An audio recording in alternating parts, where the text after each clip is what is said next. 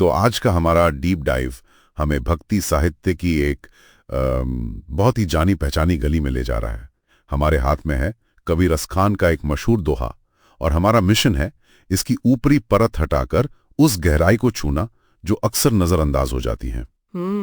दोहा है, धरती कहे धसान में, गगन कहे आवसचा, रसखान कहे मैं तो रहूं जहां नंदलाल की छां। अब ये पहली नजर में तो मतलब काफी सीधा लगता है। हाँ, पर है नहीं। पहली पंक्ति में ही जीवन के दो सबसे बड़े मतलब अंतिम विकल्प सामने रख दिए गए। अच्छा, बिल्कुल। ये सिर्फ जमीन और आसमान नहीं है, ये दो दर्शन है। धरती कहे धसान में, ये भौतिक दुनिया है, शरीर है, जो कहती है कि मुझ में समा जाओ, यही अंतिम सत्य है। और धसान शब्द भी कितना वजनदार है, इसमें खिंचाव महसूस होता है। सही कहा, जैसे कोई दलदल खींच रहा हो।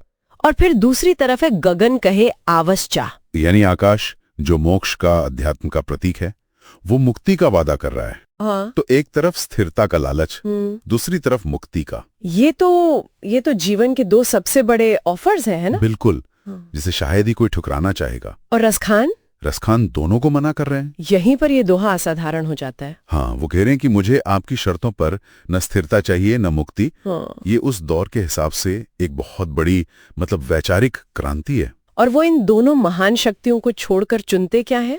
नंदलाल की छां। बस छां, सिर्फ छां। कृष्ण का सानिध्य भी नहीं, उनका साथ भी नहीं, बस उनकी परछाई।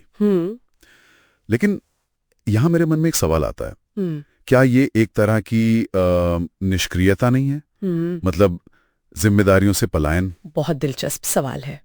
और हाँ, कई लोग इसे पलायनवाद समझ सकते हैं कि ना दुनिया की परवाह न मोक्ष की चिंता। पर भक्ति के नजरिए से देखें तो ये निष्क्रियता नहीं बल्कि चेतना का चरम केंद्रीकरण है। अच्छा, इसे ऐसे समझिए, जब आपकी पूरी ऊर्जा, पूरा ध्यान एक ही लक्ष्य पर लग जाता है तो बाकी चीजें अपने आप फिदवन हो जाती हैं, अप्रासंगिक हो जाती हैं। बिल्कुल। तो ये भागना नहीं है बल्कि किसी ज्यादा बड़ी चीज को चुनना है। तो मतलब ये चुनाव क्या नहीं चाहिए के बारे में कम है और क्या चाहिए के बारे में ज्यादा है। हाँ, और छां शब्द का चुनाव देखिए, वो सीधे सीधे कृष्ण से कुछ मांग नहीं रहे हैं। सानिध्य मांगना एक तरह का अधिकार जताना हो सकता है, पर छां मांगना ये दिखाता है कि उन्हें कृष्ण से कुछ नहीं चाहिए, सिर्फ उनकी मौजूदगी का एहसास ही काफी है। ये तो अपेक्षा से परे जाकर सिर्फ स्वीकृति की अवस्था है। हाँ, और भक्ति में ये एक बहुत बड़ा मनोवैज्ञानिक बदलाव है। और ये बात तब और गहरी हो जाती है जब हम याद करते हैं कि ये शब्द खुद रसखान कह रहे हैं, एक मुस्लिम कवि।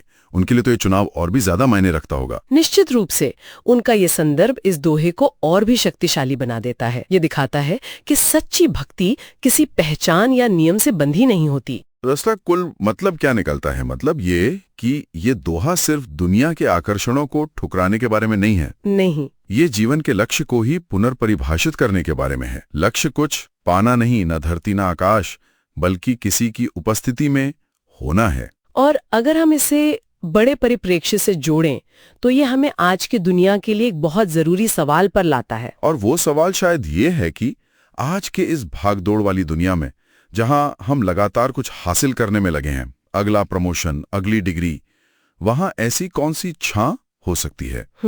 वो कौन सी अवस्था या रिश्ता है जहां पहुंचकर हमें लगे कि अब कुछ और पाने की जरूरत नहीं, बस यहां होना ही काफी है। ये कोई जुनून हो सकता है, कोई उद्देश्य या कोई गहरा मानवीय संबंध। सोचने के लिए एक दिलचस्प बात।